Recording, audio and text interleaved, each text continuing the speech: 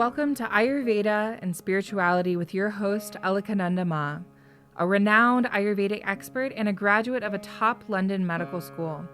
She is the principal of Alundi Ayurveda Gurukula, a unique apprenticeship-style school in Boulder, Colorado.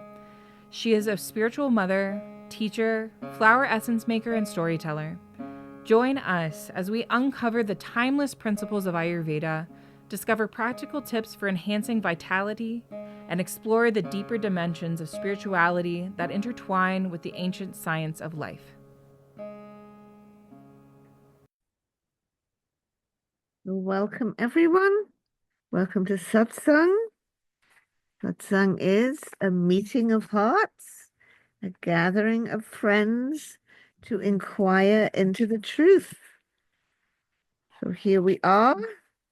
We have now reached the point in our journey when we get a chance to look into the Brihadaranyaka Upanishad, which would be, well, no, here are my glasses. I couldn't quite see them. So we're going to be looking at Brihadaranyaka Upanishad. It's a huge Upanishad. We aren't going to look at all of it together, but we have picked out some important sections. So today we are looking at the first chapter of Brihadaranyaka Upanishad. And we are looking within that chapter at the fourth Brahmana, the creation of the world from the self. So if you are following along in the Penguin Classics book, you will be on page 19. I'm using Radhakrishnan's principal Upanishads and some notes that I made last evening as well. So in this fourth Brahmana, we're looking at the age-old question, how did we get here and how did we get into this mess that we're in? And I think it's really important to understand this question on two levels. And Caitlin, this does kind of go to a bit of a conversation that we had regarding Samkhya and such during the Mahashivaratri celebration a couple of nights ago that you were participating in. So on the one hand, we've always asked, how does all this get here? There have been many cosmologies, cosmogonies, to look at how did all this start in the first place? But, Caitlin, this is really important. There's another whole way that we need to see it, which is how did we get into feeling the way that we feel about all this stuff that's here? I think that this really comes in answer to something Caitlin brought up, where, if I recall rightly what you said, and I could be wrong, but I'm going to jump off from what I thought I heard you say and have reflected on, that once we look at the creation and want to go back to the one, then we're going to somewhat take a negative view or a disparaging view of everything that makes up the phenomenal world, the physical world, the world of the senses, etc. That is one way we can do it, and that's certainly a way that was done by the Gnostics and the Manichees. That's why Manichaeism is regarded within Christianity as a heretical view, because it disparages the flesh and makes a separation between flesh and spirit.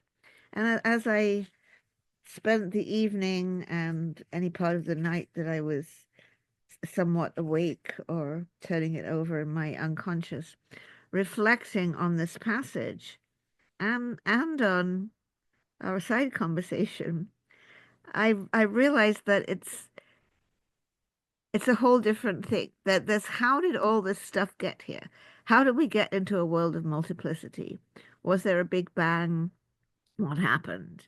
But there's also, is there another way to be in the world where we are happy, where we are joyful, and where we see things differently?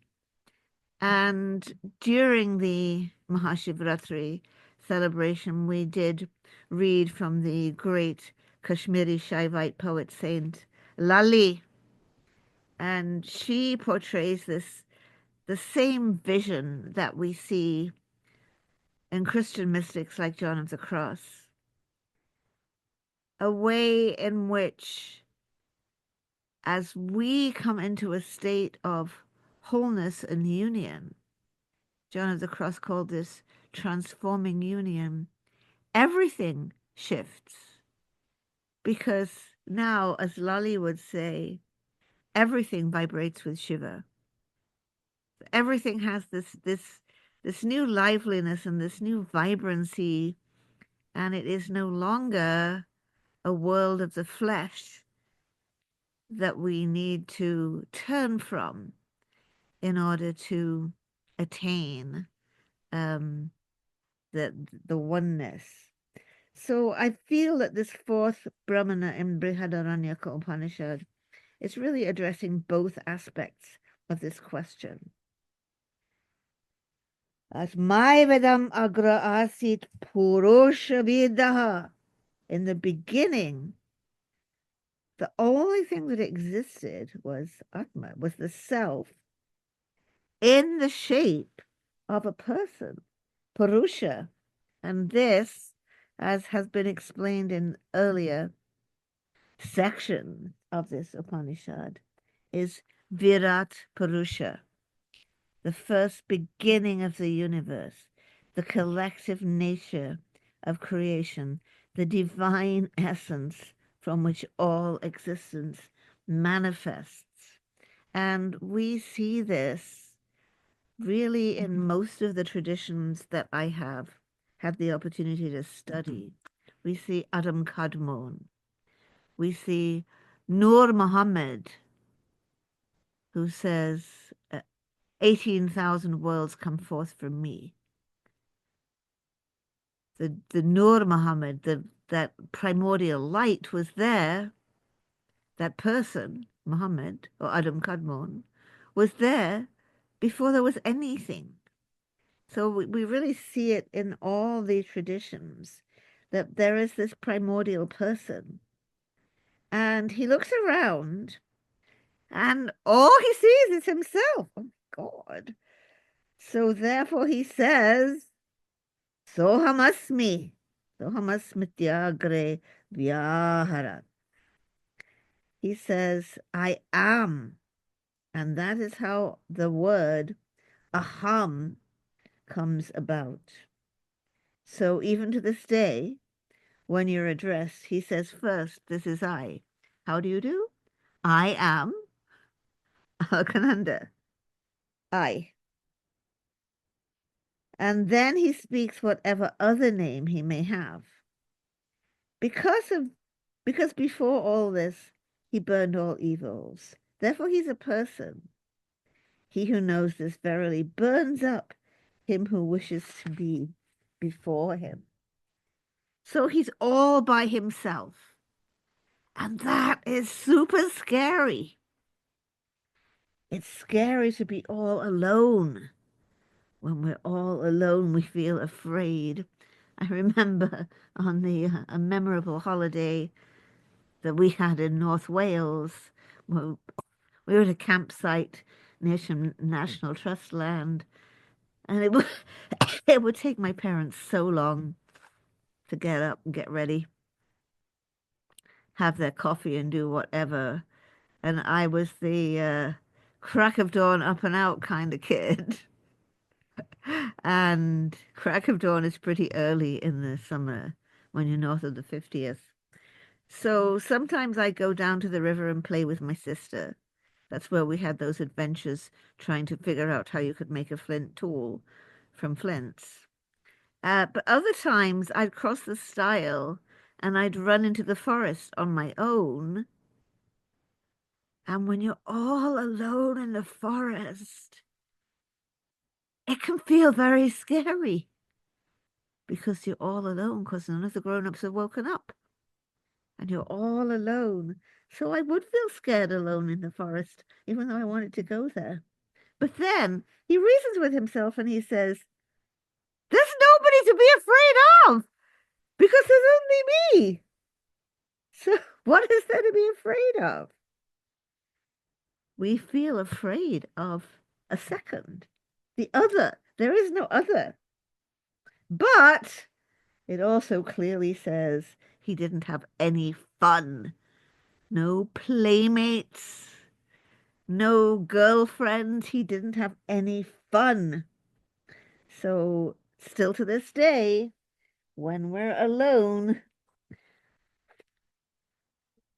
we might feel that we're not having any fun or any sexual bliss. So he wanted a second. Well, we see this in the Bible, in Genesis, in the second chapter of Genesis, after God creates Adam, which means clay, he creates him from clay and blows into him the breath of life. And then he says, I don't think he should be all by himself. It's not good for man to be alone. So then he makes him a woman. So here too, he wants a second. So now comes a very, very interesting passage that would, again, we do see in many, if not all of the traditions that I have studied. He became as large as a woman and a man in close embrace. And he caused that self to divide into two parts. From that arose husband and wife. Therefore, as Yajnavalkya used to say, this body is one half of oneself, like the two halves of a split pea. The space is filled by a wife. He became united with her, and from that, human beings were produced. So again, we see this in so many traditions. We see this in Plato, the androgynous beings, male and female together, then the true male, male and male together, and the true female, female and female together, and they all get split apart, and they all go into the world looking for the other half of their soul, which for the majority of people is the other half of their androgynous being and is an opposite sex person, but the male looking for the other half of their soul, also male, and the female is looking for the other half of their soul, also female. I like that version because everybody gets in on it and everybody gets included. But I also saw something of a similar nature during my studies of Kabbalah and Hasidut, that because we just spoke about the second chapter of Genesis, where God creates Adam from the dust of the earth and then thinks he shouldn't be alone and makes a woman from his spare rib. But we do have the first chapter of Genesis with all the days of creation. And in that one, God creates man in his own image. In the image of God, he creates him. Male and female, he creates them. And that has become understood within Kabbalah and Chassidut as a same thing. We were created united together, just like in this passage, male and female. That's what happens on Rosh Hashanah. Rosh Hashanah, the new year, is the creation of human beings. We just had a new year for trees, That's the creation of trees. So then comes Yom Kippur, and on Yom Kippur, they're separated. They get split apart. And then comes, as the fall festivals roll along, comes the process of turning around to see each other. I think that happens on Shavuot. And then on Simchat Torah, on the rejoicing in the law, they come together and embrace. So I've just seen this in a number of traditions, this idea that we started off as this androgynous, or unless if you're Plato, you've got to include everybody, as this androgynous being that got split apart to make two. This turns out to be rather upsetting for her.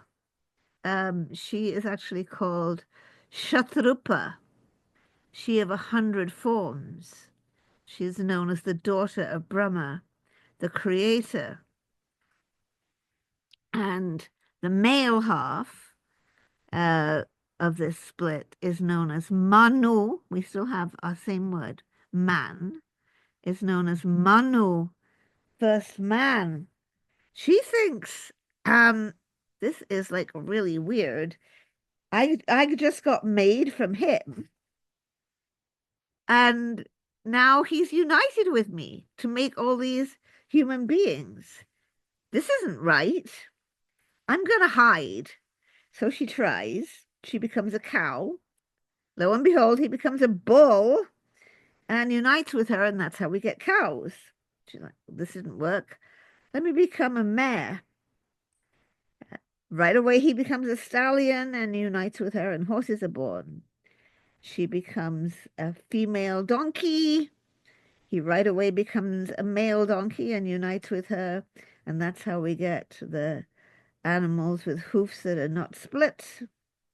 She becomes a she-goat, and he becomes a billy goat. She becomes a ewe, he becomes a ram, and thus we get goats and sheep. So in this way, he produced everything that exists in pairs, all the way down to the ants. Just reminded me the animals came in 2 by 2. Everything exists in pairs, right? He knew, I indeed am this creation, for I produced all this. Therefore, he became the creation. He who knows this as such comes to be in this creation of his. So now we've got to go on and create all the gods. So he rubs back and forth and produces fire from the mouth and the hands. That's why we don't have hairs in our mouth and hairs on the inside of our hands, because the source is hairless. When people say we sacrifice to him, sacrifice to the other one, here we go. All this is his creation indeed, and he himself is all the gods. So then, from his semen, he produces everything that is moist. Soma. The whole world is nothing but food and the eater of food.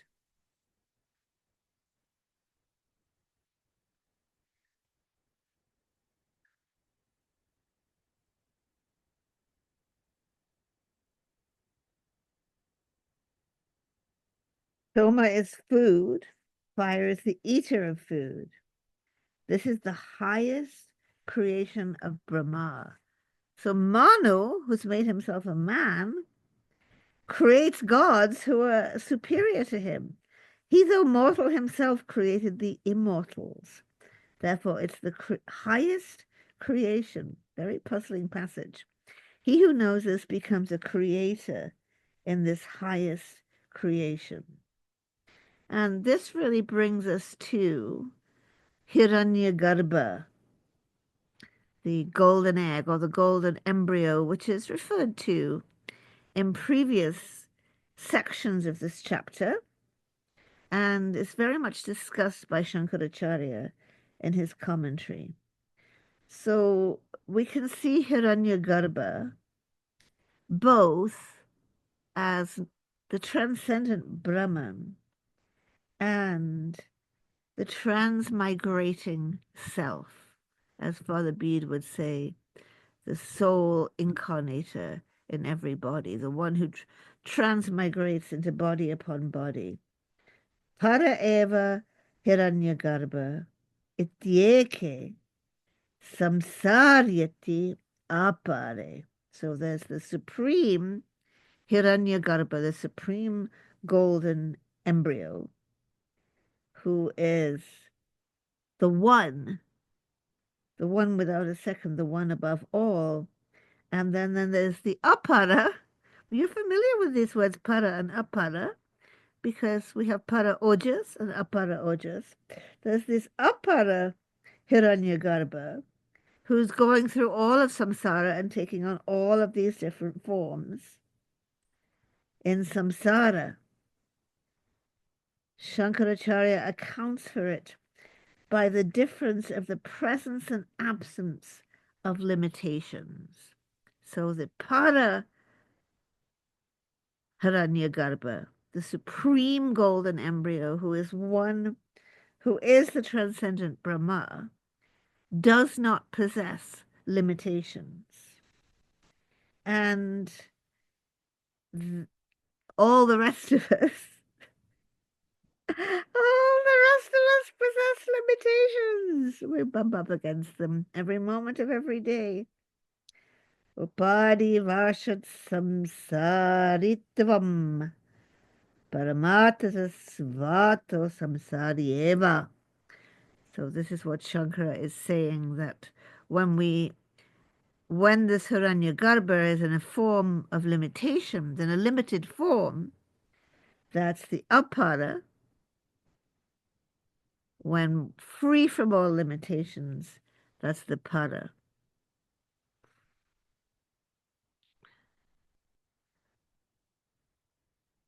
So that also reminds me of the Sufi teaching that God is human perfection and humans are divine limitation. And God needs to experience both perfection and limitation. We've talked about that together before. So at this time, the universe was undifferentiated. It became differentiated by name and form, so it's said, oh, he is called this and looks like this. Everybody, now we've got namarupa, name and form, coming in, and we denote each and every person by their name and form. Therefore, even today, this universe is differentiated by namarupa. He has this name, he has this shape. But yet, see here, Caitlin, it's all the self. Even to the tips of the nails. The things that you're, it's a struggle for me right now because I broke my shoulder. The whole nail cutting thing has become a little bit problematic. But the tips of the nails are the things we cut off. But still, they're the self. As a razor is hidden in the razor case, or fire in the match or the fire stick. Him they do not see, for when we see him, he's incomplete. When he breathes, he's called prana. When he's speaking, he's called voice. When he's seeing, we call him eye. When he's hearing, we call him ear. When he's thinking, we call him mind. But these are merely the names of his acts. He who meditates on one or another of those aspects doesn't know, but he is incomplete with one or another of these characteristics. Meditate on the self. In it, all these become one. This self is the footprint of all this. For by it one knows all this, just as one can again find by footprints everything that was lost. And if you know this, you will find fame and praise. Let's see what Radhakrishnan says about this. He has a nice commentary. Nama-rupa, name and form, which together make the individual. The nama is not the name, but the idea, the archetype, the essential character. And that's why Adam names all the animals. He's calling forth their essential character. And rupa is the essential context, the visible embodiment of the idea. So everything has a name, which is its essence. Everything has a form, its visual embodiment. In every object, there are these two elements. The principle, which is grasped by the intellect, and the envelope, which is known by the senses. While nama is the inner power, name is the inner power, rupa, form, is its manifestation. So now think of the world as a whole. There is one nama, the all consciousness, informing one rupa, the universe. So all the different nama rupas, birds, bees, butterflies, people, whatever they are, they're all the differentiated conditions of one nama, the world consciousness. The world form is murta, form, but the soul is amurta, without form.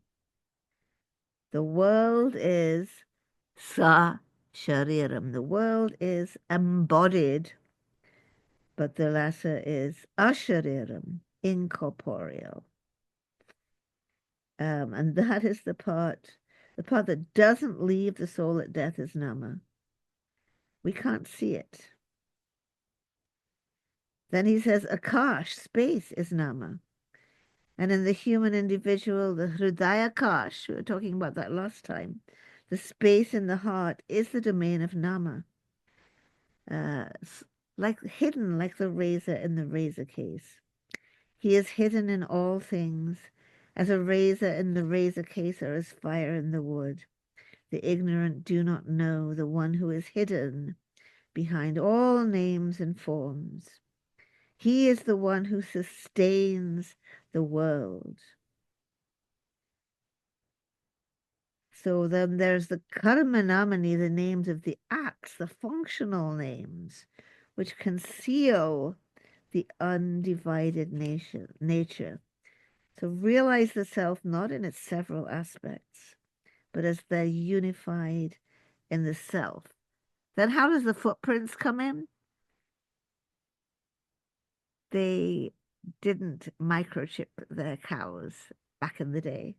How are they going to find their lost cow? They have to follow their footsteps. It's kind of like the ox herding thing, isn't it? You find your lost cow by following its footsteps. So you're going to find your lost true nature, whose footprint is in everything. You're going to find the lost, that which you think is lost. But it's not lost at all, because it is in everything. That self, that tad, is dearer than sun, dearer than wealth, dearer than everything. More priya, yadayam atma, and it is innermost. If one were to say to a person who speaks of anything else than the self as dear, he will lose what he holds dear. To be sure he will. Whatever you cherish, whatever you hold dear, you're going to lose it because it's impermanent. So we should meditate on the self alone as dear. He who meditates on the self alone as dear, what he holds dear will not perish. So that's how I'm seeing that this passage answers two questions. First of all, a story about how all this came about. All this came about because, first of all, there was one, he was bored, he was lonely, he was scared. So he makes himself two, which brings about sexual differentiation and reproduction. And he makes himself two, and the whole manifold universe comes forth, and it gets a little clunky because now you've got Manu, who is a human being, and Shatrupa, who's a human being, and yet they're going to create the gods, which is a little weird, but that's how it happens. In this story, it says, so this is how we get in this mess of having a whole manifold world.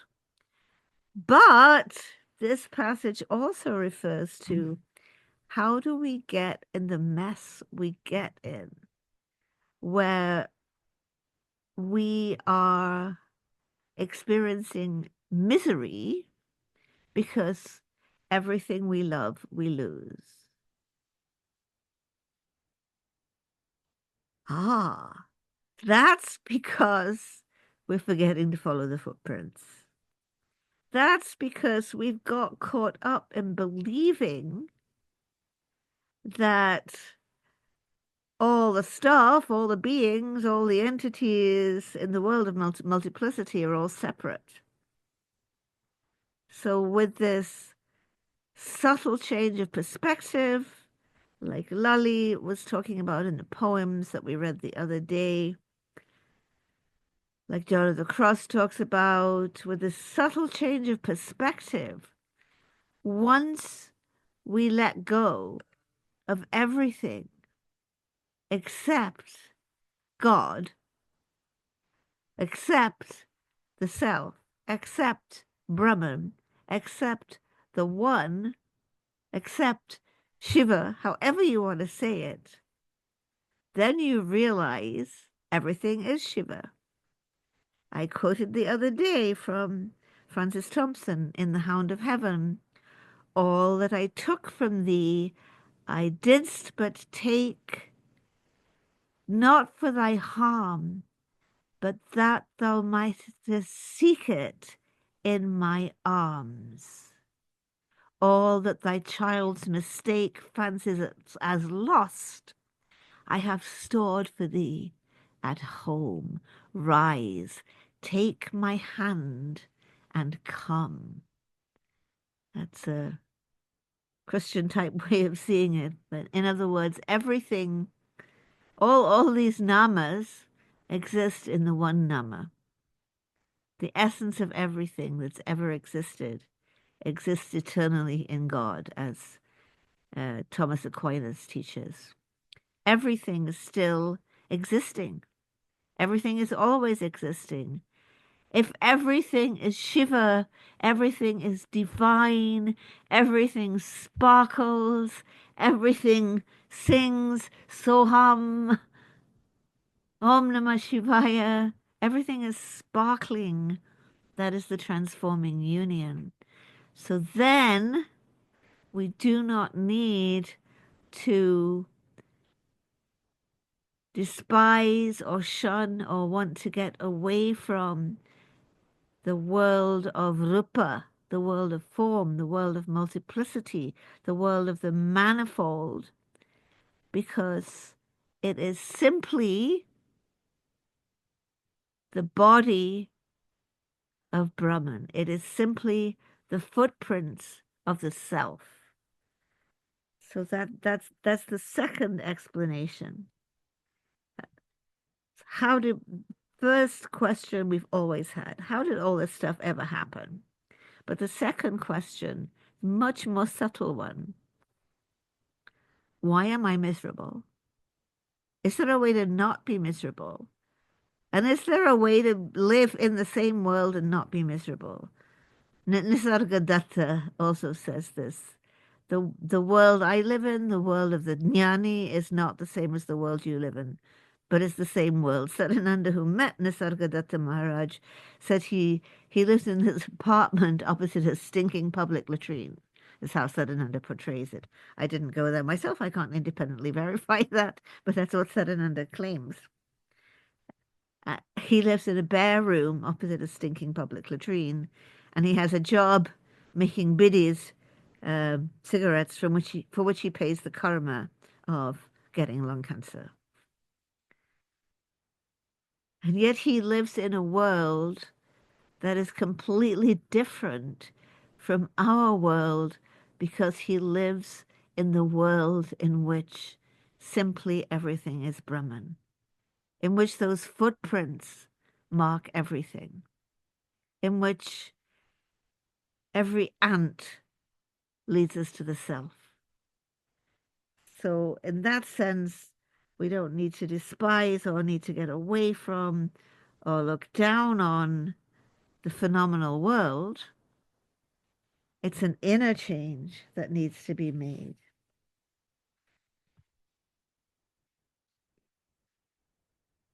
They say, since men think that by the knowledge of Brahman they become all, what was it that Brahman knew by which Brahman became all? Brahman indeed was this in the beginning. It knew itself only as aham, brahmasmi, I am Brahman. Therefore it became all. Whoever among the gods awakened to this, he indeed became that. It is the same in the case of seers, the same in the case of men. Seeing this, the seer Vamadeva knew I was Manu and the sun too. This is so even now. Whoever knows this, aham brahmasmi, I am Brahman, becomes all. Whoever knows aham brahmasmi becomes all. This is very important.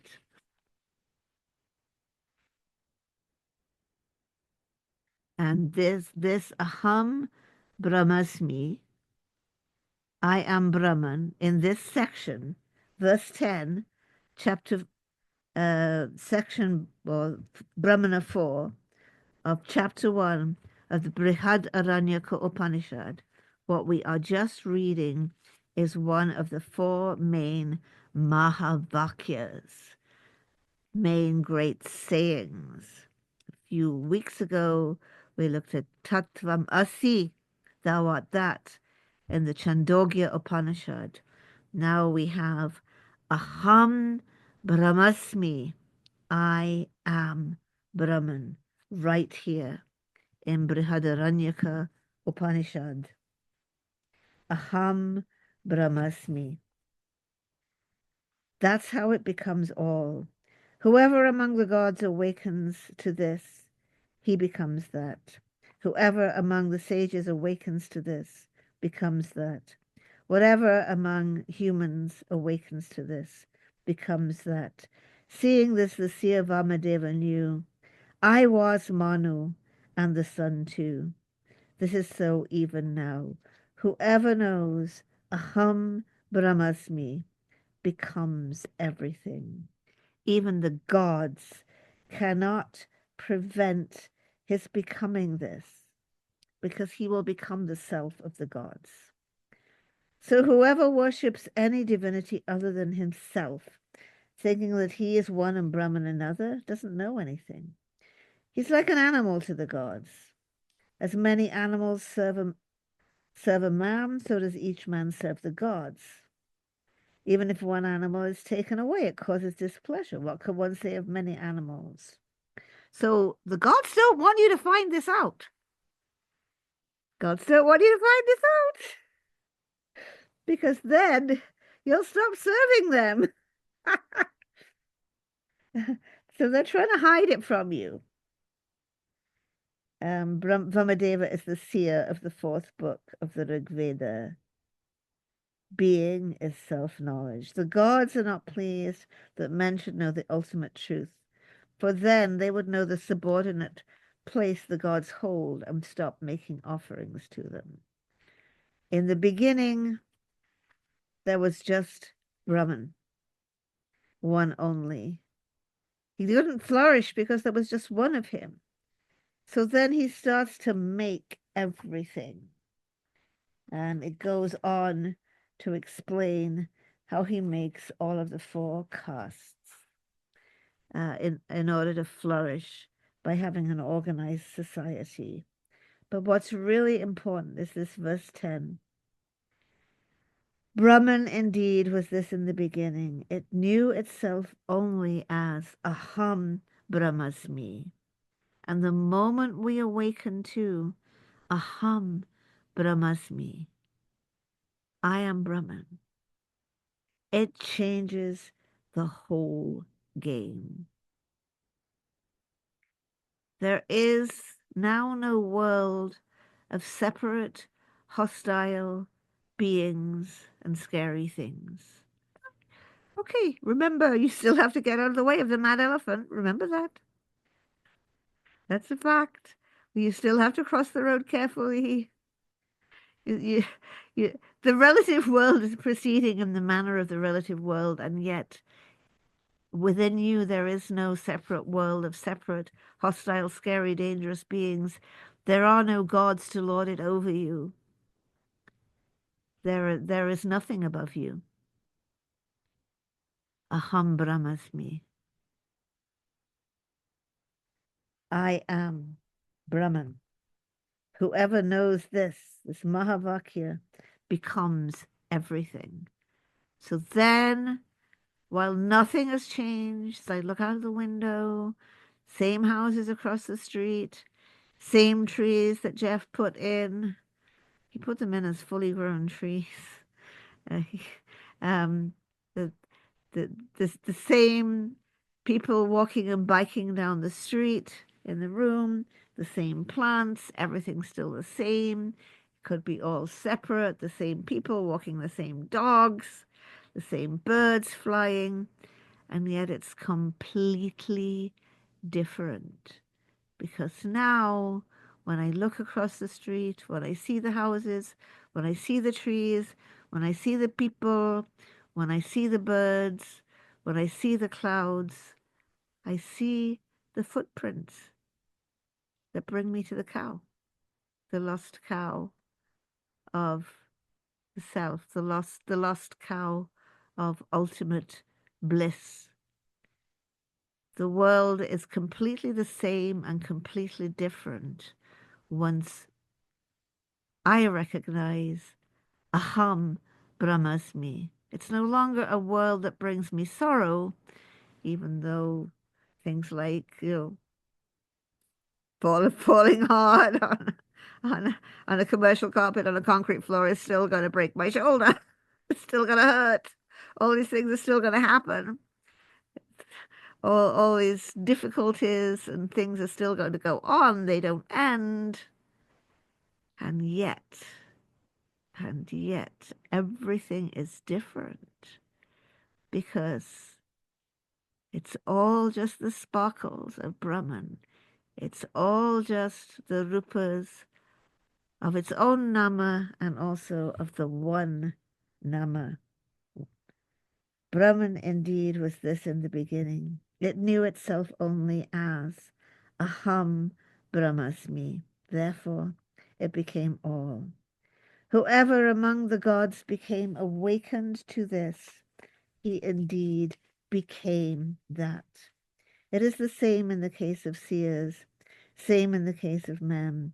Seeing this indeed, the seer Vamadeva knew, I was Manu and Surya too. This is so even now. Whoever knows, aham brahmasmi, I am Brahman, becomes this all, and the gods can't stop you, because then you become the self of the gods.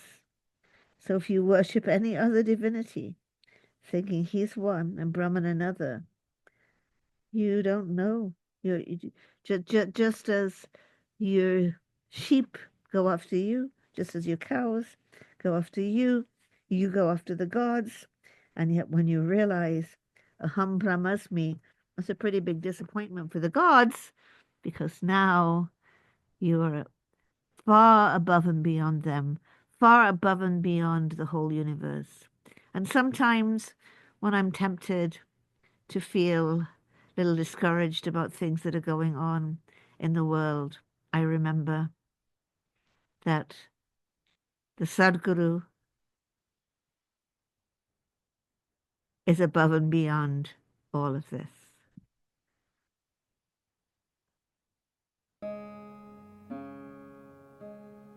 Thank you for tuning in to Ayurveda and Spirituality with Alakananda Ma. We hope today's exploration has ignited a spark of curiosity and insight within you. If you enjoyed this episode, be sure to leave us a 5-star review and share it with a friend. For more enlightening discussions and practical wisdom on Ayurveda and spirituality, subscribe and join our Facebook group, Alundi Ayurveda. To allow us to continue sharing valuable content, consider donating to Alundi Ashram. The links will be in the show notes. Until next time, may you walk the path of Ayurveda with grace and embrace the light of spiritual wisdom in your journey. Trayambakam yajamahe sugandhim pushtivardanam urvarukamiva pandanam mrityormukshiyam